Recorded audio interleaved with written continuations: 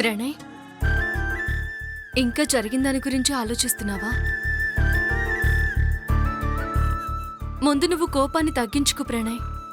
నాది కోపం కాదు ప్రేమ. నాకు అర్థమవుతోంది, నీది కోపం కాదు, బాధే. మన అనుకున్న వాళ్ళకి ఇబ్బంది కలిగినప్పుడు ఆ పెయిన్ ఎలా ఉంటుందో నాకు తెలుసు. I can understand you. But please, పాప విషయంలో నేనెలా ఫీల్ అవుతానో నువ్వు అలాగే రియాక్ట్ అవుతావు. ఆ విషయంలో మన ఇద్దరం ఒకటే. ఇప్పుడు జరిగిన దాని గురించి వదిలేయ్. మనసు ప్రశాంతంగా ఉంటేనే మనం ఏ నిర్ణయమైనా కరెక్ట్గా తీసుకుంటాం, ఏదైనా సాధించగలుగుతాం. చెప్పాను కదా, ఒక డాక్టర్ లేనంత మాత్రాన పాపకి మాట రాకుండా పోతుందా? ఇద్దరం కలిసి మరో మంచి డాక్టర్ని చూసి దగ్గరుండి మన పాపకు ఆపరేషన్ చేయిద్దాం, ఓకేనా? స్మైల్.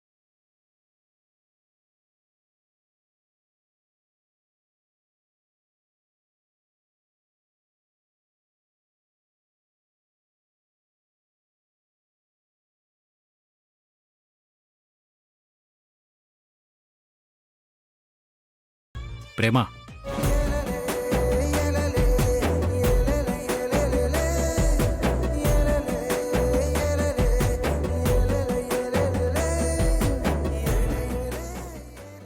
I love.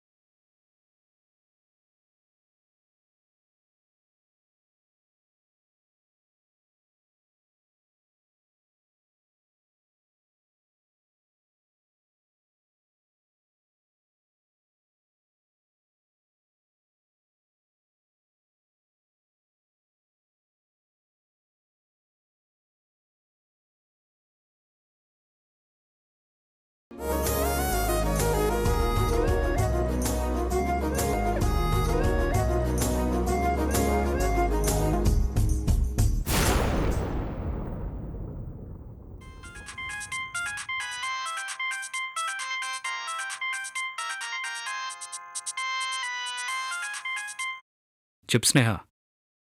ఎక్కడున్నావు? నువ్వెక్కడున్నావు? కాఫీ డేలో ఉన్నా. కాఫీకి పిలుస్తున్నావా? కాదు, రేపు నా బర్త్డే. మర్చిపోయావా? హహ, నీ బర్త్డే నేను మర్చిపోతానా? నాకు తెలుసు నువ్వు మర్చిపోయావని. మరి నా గిఫ్ట్? కాఫీ షాప్లో ఉన్నానంటున్నావు కదా, 3 టేబుల్స్ రిజర్వ్ చేసి ఉంచు. 3 దేనికి ప్రణయ్? చెప్పినట్టు చెయ్యి. ఎందుకో నేను వచ్చాక తెలుస్తుంది. బాయ్. బాయ్.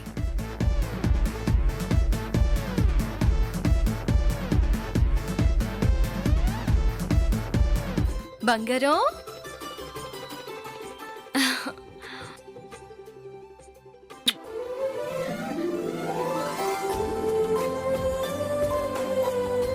ఆడుకుంటున్నావా?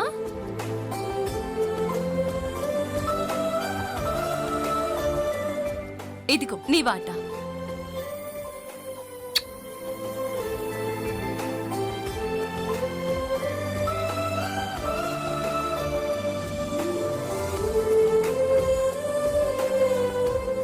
అమ్మా,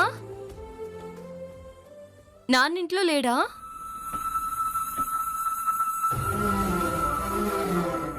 బాధ్యతలు ఎలాగూ లేవు, కనీసం పాపకి ఇలా జరిగింది అని బాధ కూడా లేదా ఆ మనిషికి?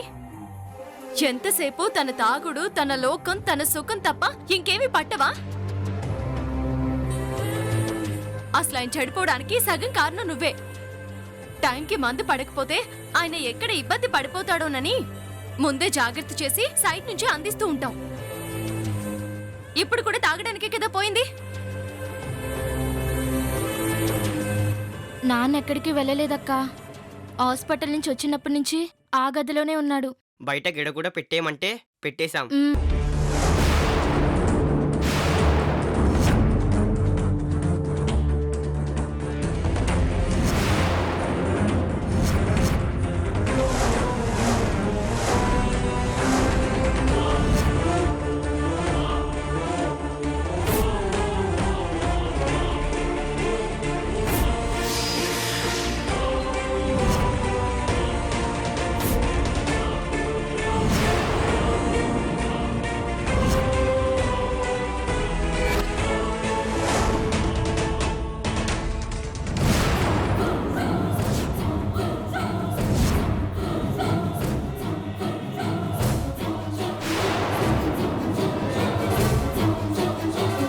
గదిలో ఉండి బయట గడి పెట్టమంటే మీరెలా పెడతారు?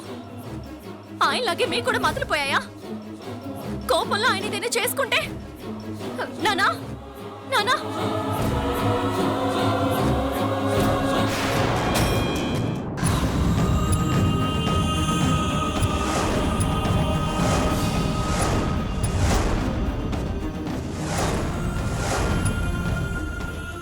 నానా, నానా.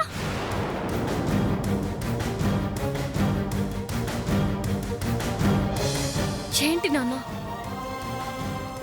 ఎందుకు ఒక్కడివే లోపల కూర్చున్నావు? ఏమైంది? ఎవరైనా ఏమైనా అన్నారా నిన్ను? మరేమైంది నాన్న? నీ ప్రశ్నకు సమాధానం చెప్పాలంటే ముందు నేను అడిగిన ప్రశ్నకు నిజాయితీగా ఏ దాపరికం లేకుండా జవాబు చెప్పాలి. ఏంటయ్యా అది? నువ్వు మధ్యలో మాట్లాడుకో. నాన్న నువ్వు ఆగు. మీ అమ్మకు చెప్పు, నేను నా కూతురుతో మాట్లాడుకుంటాను. అదేంటో అడుగు నాన్న, నిజమే చెప్తాను.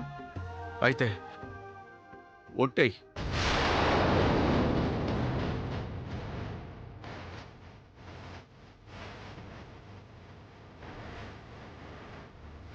ఒట్టు.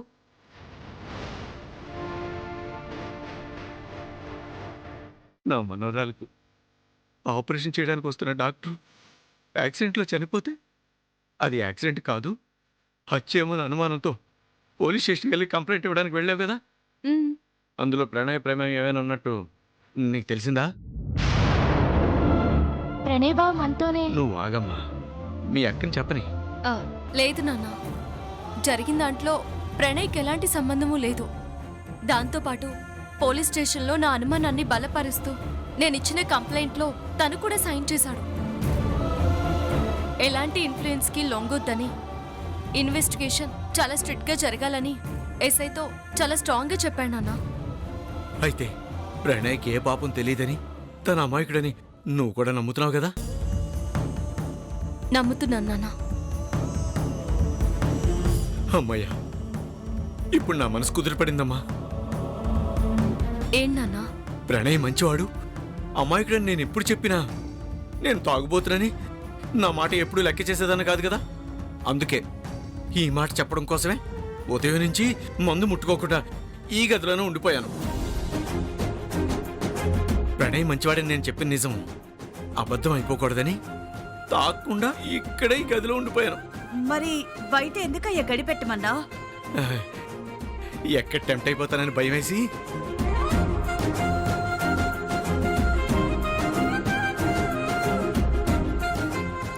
నాన్న,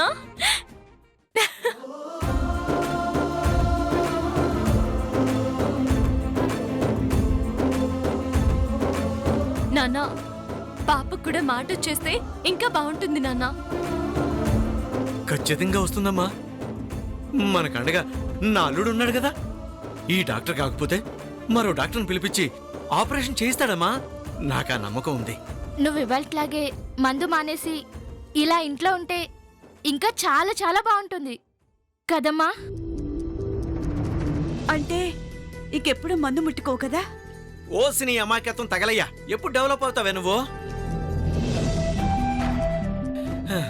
లేకపోతే ఏంటమ్మా, నిజాన్ని చెప్పడానికి మందు తాక్కుండా ఇప్పటి వరకు ఒక్కపట్టు కూర్చున్నాను. మందు మానేసి ఆలోచన మీ నాన్నకి ఆవగించంత కూడా లేదు. తప్పుకోండి తప్పుకోండి తప్పుకోండి తప్పుకోండి. నాన్న, నాన్న, నాన్న, నాన్న, నాన్న.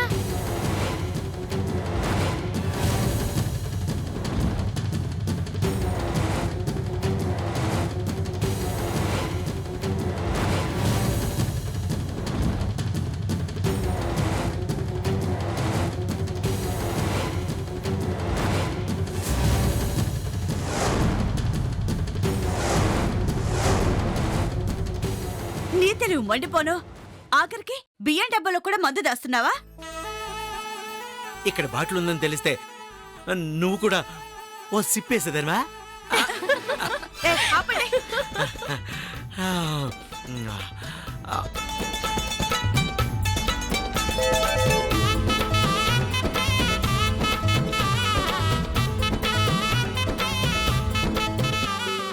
సూర్యుడు రాకపోతే ఈ లోకానికి వెలుగుండదు. మందు పడకపోతే మన బాడీలో కిక్కే ఉండదు.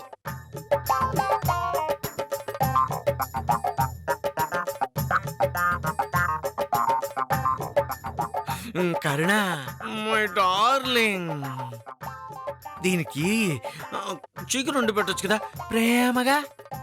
వండి పెడతాను. ముందు బయటకెళ్ళు. బయటకెళ్ళవయ్యా. బయటకు పో. ముందు బయటకెళ్ళు. పోవయ్యా. పోవయ్యా. బయటకు పో.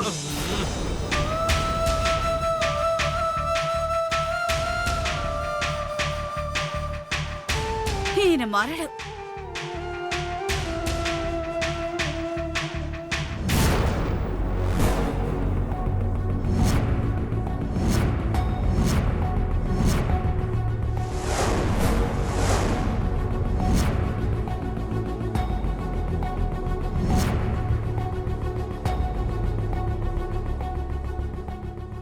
ఇంతకీ ఏమంటారు లాయర్ గారు? ఇన్ టైంలో పాపను కోర్టులో ప్రొడ్యూస్ చేయకపోతే మనం ఈ కేసును ఓడిపోవడం ఖాయం.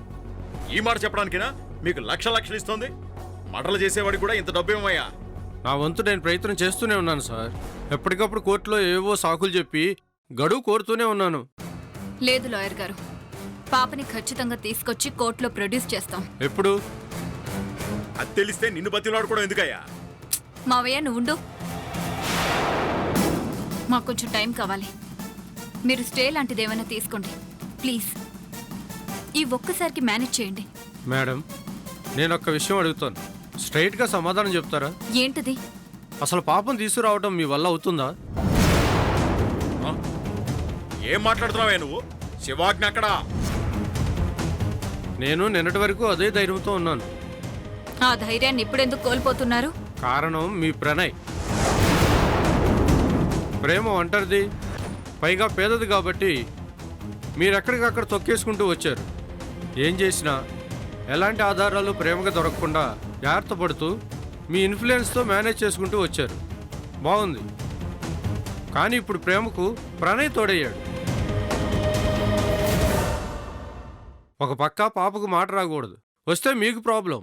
అందుకే కదా ఆ పిల్ల రాక్షసికి ఆపరేషన్ అన్నప్పుడల్లా ఏదో విధంగా కష్టాలు పడి దానికి మాట రాకుండా చేస్తుంది. ఆ ఫారెన్ డాక్టర్ కూడా పైకి సాగనంపాం. ఎంతమందిని మేనేజ్ చేయగలరు? ఎంతమందిని అడ్డు తొలగించగలరు? ఎంతమందినైనా సరే. ఇలా ఎంతవరకు మేడం? ధాన్యం కావాలంటే చేనుని కోసుకుంటూ పోవాలి. పాపకి మాట రాకుండా చేస్తారు, అడ్డొచ్చిన వాళ్ళందరినీ వేసేస్తారు. కానీ ప్రణయ్ అడ్డుపడితే? శివము చెప్పింది కదా, అడ్డొచ్చిన వాళ్ళు ఎవరైనా సరే, ప్రణయ్ అయినా సరే పారేస్తాం. మావయ్య, మావయ్య, మావయ్య, మావయ్య.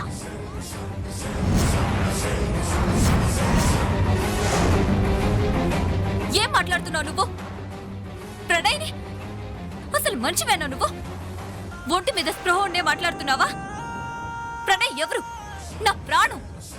ఒక తల్లికి పుట్టాం.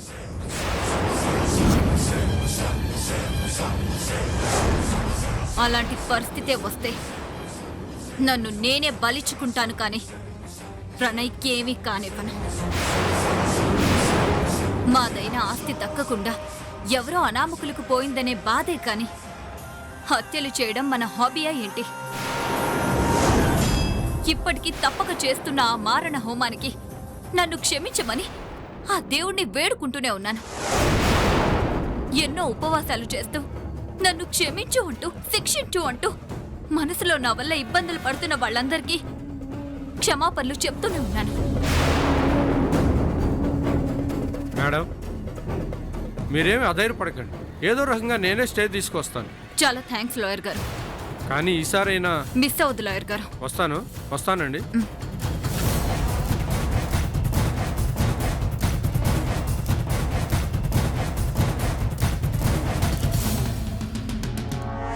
ఏంటి అలా నిలబడిపోయావు? నువ్విలా మారిపోతావనుకోలేదు శివమ్మో. ఆస్తి కోసం ప్రాణాలు తీస్తాను, ప్రాణాలు ఇస్తాను అనే నువ్వు ప్రణయ్ కోసం ప్రాణాలు ఇస్తాను అంటుంటే ప్రణయ్కి ఏమన్నా జరిగే పరిస్థితి వస్తే ప్రాణాలు లెక్క చేయనప్పుడు ఈ ఆస్తిని కూడా లెక్కలోకి తీసుకో కదా, వదిలేసుకుంటావుగా. ఎవడు చెప్పాడు? మరి ఇప్పుడు చెప్పిన డైలాగ్ మీనింగ్ అదేగా. అలా మాట్లాడింది ఆ లాయర్ దగ్గర బయటపడకుండా ఉండడానికి. ఈ చేతులతో పూజలు చేస్తూ ఇదే చేతులకి రక్తాన్ని అంటించుకుంటుంది ఈ ఆస్తి కోసమేగా. దాన్నెలా వదులుకుంటాను? లాయర్ ముందు నువ్వు అలా మాట్లాడినట్టు నేను కూడా మాట్లాడితే నా క్యారెక్టర్ పడిపోదు. అంటే చెప్పాను కదా, ధాన్యం కావాలంటే చేను కోసుకుంటూ పోవాలి. కరెక్ట్. ఆ చేన్లో ఉన్న మొక్కైనా ప్రణయ్ అయినా చివరికి ఆ దేవుడైనా. అమ్మ అమ్మ అమ్మ, ఇప్పుడు ఇప్పుడు మా శివమ్మ అనిపించుకున్నా. శివమ్మ కాకపోతే ఆ లాయర్ అన్న దాంట్లో కూడా ఓ పాయింట్ ఉందమ్మా. పాపకి మాట రాకుండా ఒక డాక్టర్ని అయితే మేనేజ్ చేశాం, అందరినీ మేనేజ్ చేయలేంగా. చెయ్యాలి. దీనికి తోడు ప్రేమకిప్పుడు ప్రణయ అండ కూడా ఉంది. దేవుడి అండ ఉన్నా పాపకి ఎట్టి పరిస్థితుల్లోనూ మాట రాదు, రానివ్వను. పాపకి మాట తెప్పించడం ఎవ్వరి తరం కాదు.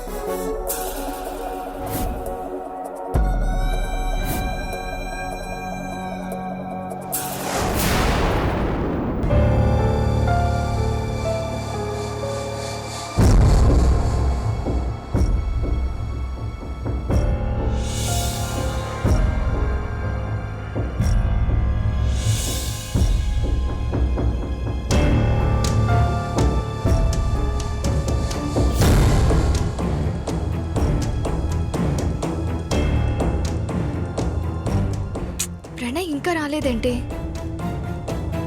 3 టేబుల్లు రిజర్వ్ చేసుకున్నాడంటే ఖచ్చితంగా ప్రేమ అనుకొని తీసుకుని వస్తాడనుకుంటా.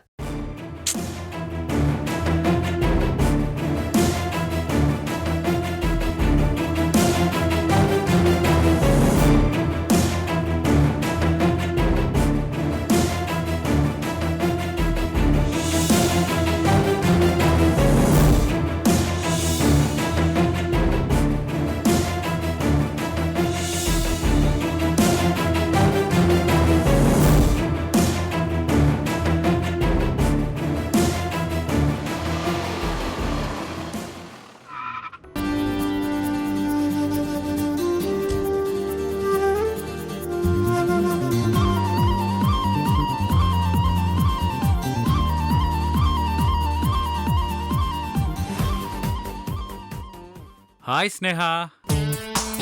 హాయ్. ఏంటి ఇంత లేటు? నీకోసం ఎంతసేపటి నుంచి వెయిట్ చేస్తున్నాను.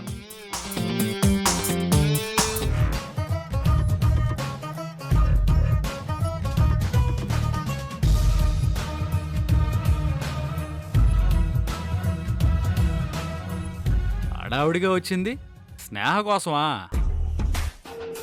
నేను ఇక్కడ ఉంటే అడు చూస్తున్నావేంటి? అంటే నీతో పాటు ఆవిడ గారు కూడా వచ్చారేమోనని. ఎవరో? అదే ప్రేమ. ప్రేమ?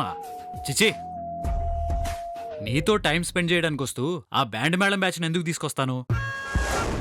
మరి 3 టేబుల్స్ ఎందుకు రిజర్వ్ చేయమన్నావు? నీ బర్త్డే అన్నావు కదా. ఇక్కడే సెలబ్రేట్ చేస్తావా? మ్హూ, కాదు. అంటే కాఫీ తాగేశాక షాపింగ్కి తీసుకెళ్తావా? ప్రియురాల్ని తీసుకుని షాపింగ్కి ఏ గొట్టంగాడైనా వెళ్తాడు, కానీ నేను షాపింగ్ మాల్నే నీ దగ్గరికి తీసుకొస్తాను. షాపింగ్ మాల్ని ఇక్కడ తీసుకొస్తావా? ఏంట్రా నీ కాన్సెప్ట్?